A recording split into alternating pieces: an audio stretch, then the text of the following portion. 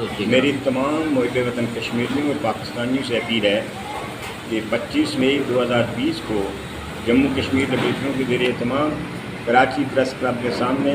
ایک احتجاجی مظاہرہ اس غرض سے کیا جا رہا ہے کہ بھارت کی ہائی کورٹ میں محب وطن اور منفرد کشمیری رہنما یاسین ملک اور اس کے ساتھیوں کے خلاف ایک مقدمہ انسداد دہشت گردی کے نام سے چل رہا ہے۔ یاد رہے کہ یاسین ملک اور اس کے ساتھی نہ کبھی دہشت گرد تھے، نہ ان کا دہشت گرد سے تعلق ہے، نہ ان کا کوئی ایسا منصیریہ ہے جو کرمنل ٹرائل کا بنیاد ہوتا ہے، نہ انہوں نے کوئی ایسا جرم کیا، بلکہ وہ کشمیر کے اندر سیاسی جدوجہد کر رہے ہیں جس کے تحت وہ یونائٹڈ نیشن کے اندر کشمیری کو تسلیم شدہ حق کی خود ارادیت کی عملی شکل اختیار کروانے کے لیے کشمیر کے اندر جدوجہد کر رہے ہیں۔ انہوں نے آج تک ہندوستان کی حدود کے اندر کوئی سیاسی جدوجہد بھی نہیں کی، لہٰذا ہندوستان کی عدالت کو ان کے خلاف مقدمہ چلانے کا نہ تو علاقائی اختیار سماعت حاصل ہے،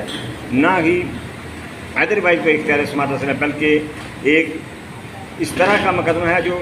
وہی لوگ مقدمے کے مدعی ہیں، وہی گواہ ہیں اور وہی خودی منصف ہیں۔ لہذا اس میں تمام لوگ شرکت کر کے ہندوستان پہ یہ باور کرائیں کہ اس طرح کے مقدموں سے کسی قوم کی آزادی کی تحریک کو نہ کچلا جا سکتا ہے، نہ ختم کیا جا سکتا ہے۔ اس طرح کی عدالتی کارروائیوں سے کبھی بھی کوئی آزادی کی تحریک والے لوگ متاثر نہیں ہوئے، اور یاسین ملک کے چاہنے والے پورے کشمیر کے اندر پھیلے ہوئے ہیں، نہ صرف پورے کشمیر بلکہ ہندوستان اور پوری دنیا میں پھیلے ہوئے ہیں۔ میں لوگوں سے شرکت کی اپیل کے ساتھ ساتھ یونائٹڈ نیشن سے اپیل کرتا ہوں کہ انہوں نے جو حق کی خود ارادیت جس کے تحت کشمیر کے اندر 1947 میں سیز فائر کروایا تھا، اس سیز فائر کی ہندوستان مسلسل پچھلے 75 سال سے خلاف ورزی کر رہا ہے، اور یونائٹڈ نیشن